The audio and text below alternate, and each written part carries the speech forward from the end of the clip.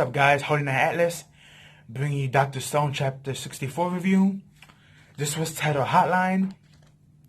This is Magna, Chrome, and Jin. They finally have reached Shishio's area, his terrain. And when they stumble there, they had some dialogue talking about, these powers of, first they was talking about being quiet because they're in enemy territory. Then they found all these weird statues of people with numbers on their foreheads. And basically the numbers represent how many people are next in line to be, revived, as they call it, unpetrified. And we see one of the statues, which is the only one we got a close-up on, is this kid with blonde spiky hair. Look like something you see in Dragon Ball Z.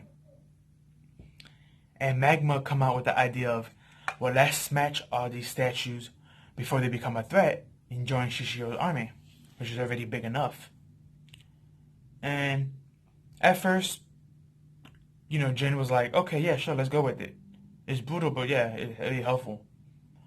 But then when Magna was about to destroy the Pacific one with, the Saiyan hair, who had, I think, number 35 on his forehead, we saw a flashback from, again, about an old man sitting down reading the newspaper, some lady with a plate of food in her hands coming to the table to drop it off, and some kid on the table, which is the kid with the 35 in his forehead, eating. And when we got that flashback, Jin came out of nowhere and actually stopped Magna from, breaking the statues. And he was like, you know what, I don't got the heart to just destroy the statue anyway. I'm not that evil or that powerful, he said, as Shishio. I just can't do that. Then Chrome got this speech of destroying people doesn't make you strong. The fact that you're trying to save lives and we're doing this sneaky mission is making proof that you are strong. Give him some encouragement. Then they go to set up the cell phone or whatever. And when they were setting it up, they had to destroy this really big rock that was in their way because they were going to bury half underground and the other half on top of the cemetery. Because remember, when Senku supposedly died, they had built him a graveyard, Taiji and Yuzo, and they go every day to give their respects. So that's where they're gonna hide the cell phone, perfect spot. Because when they talk to the dead, like most people, the spies on them won't catch on. So that was a good plan on Jin and Senku's part, Senku's and Jin's part. So they buried it, whatever. And at first there was some comedy relief, like always. Like they had the cell phone right on the cross and just a whole bunch of sticks surrounding it, covering it. It looked pretty obvious somebody was hiding something.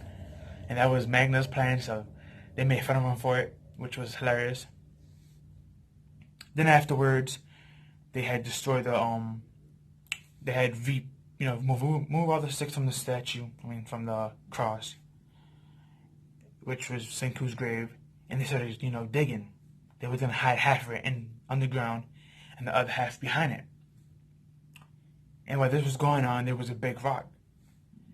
And Magna, being the muscle head that he is, just hurried up and smashed it to pieces and made a lot of noise.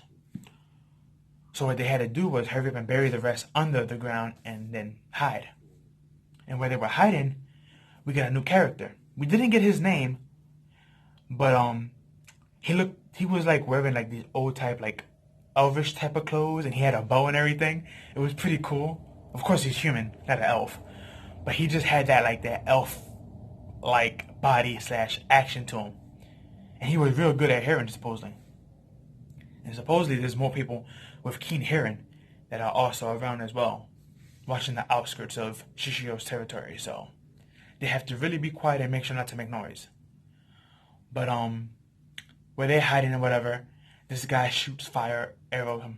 He shots randomly arrows there in the area, and only one gets to hit Jin, but not in the head or anything or the area of his body.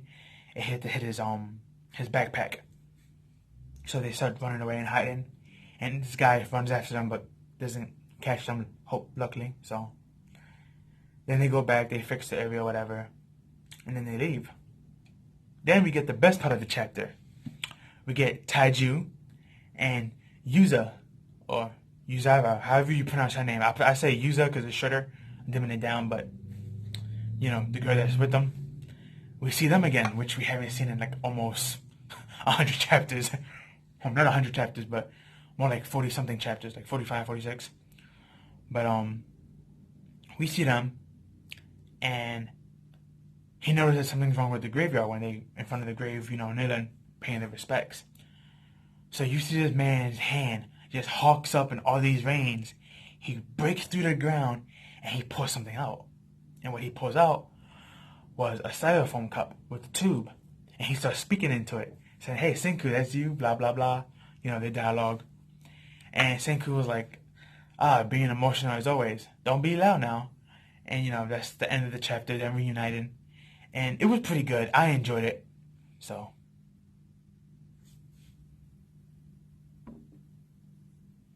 Yeah, but that was the end of the chapter, you know, them reuniting and whatever. It was a pretty good chapter. Like I always say, I can't stress it enough. I love how they mix science with, like, realistic entertainment at the same time. So it's like, yeah, it's about science, but you won't get bored reading it or watching it. Reading it. The manga doesn't have an adaptation yet, anime of it, so. But hopefully we get an anime soon. So, I mean, we're in chapter 64 right now, so another 36 chapters, and by 100, hopefully we get an anime. If this chapter lasts as long, hopefully it does, but yeah, it was a good chapter, you know, the comedy and everything, and seeing the new characters that we have. I believe we have, besides that guy with the bow, we've seen the other two that are watching, Yuza and Taiju. So yeah, so we're gonna be introduced to probably new characters every week because we're in anime territory now, and he has a lot of people in his group. So Shishio is not playing games. Oh yeah, and I wanted to address the reason why I say Shishio instead of Tsukasa is because I'm not really sure how you pronounce Shishio's first name, so I'm just calling him by his last name. So, cause I know people are probably asking, who's Shishio? And isn't it pronounced Tsukasa? So, but I'm not really sure how to pronounce his first name, so I'm just calling him by his last name. Just to clarify who I'm talking about, which is the main protagonist, the dude with the black hair who you see in the thumbnail. But yeah, this was a good chapter again, can't stress it enough, and yeah, can't wait for next week. See what's gonna happen. Hopefully they recruit some good people. And hopefully things go as planned. Hopefully. But yeah, leave your like, comment, share, and subscribe. Tell me your thoughts and opinions. And I'll see you on the next one.